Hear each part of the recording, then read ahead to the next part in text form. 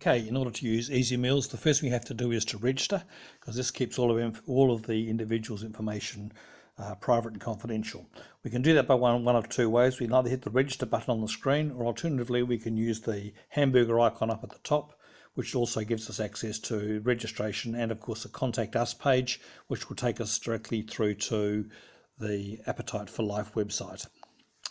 So going back to our main screen, let's register. Click on the register button and it takes us through to the register page. This information is pretty standard for the first part. Just for convenience, I'm just going to put in a username and password of A, and I'll confirm that just to keep us on time.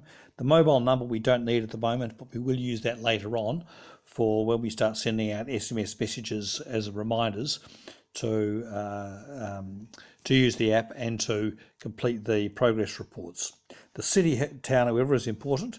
So in this case here, I'm going to put in Christchurch. We'll just quickly do that. Now, the reason we need this is because that once I've put in Christchurch in there, it's going to geocode where Christchurch is, and that's going to enable the database to identify dishes which use local produce and local ingredients. The second thing that it does is to work with the supermarket preference, which you can see below there. In this case here, we're going to choose the supermarket preference, which in our case is going to be, say, Countdown. So we'll choose Countdown there. And because we've chosen Christchurch, all of the Countdown supermarkets in Christchurch will now be identified, and I can use this list here to identify where they're from. In this case, I'm going to choose the Morehouse Avenue Countdown. There it is there. I've now registered successfully. The other thing I need to do, or that I could do here, is to go into my food profile. So I'm pushing on the food profile button and I'm going to choose any preferences that I have. So I might be an omnivore, but I can't do dairy, and I do have an allergy for nuts. So I'm going to check those three there.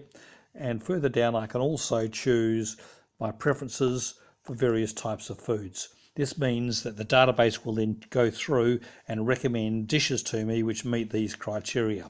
So it's highly personalised to the individual user.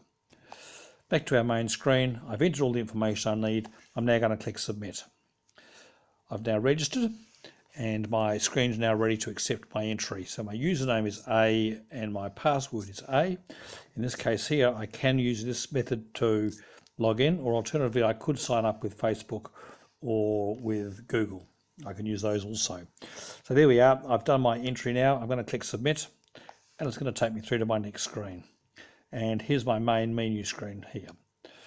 So you can see up there I've got some trophies, which is my gamification. This identifies when at least 20 progress entries have been entered into my database.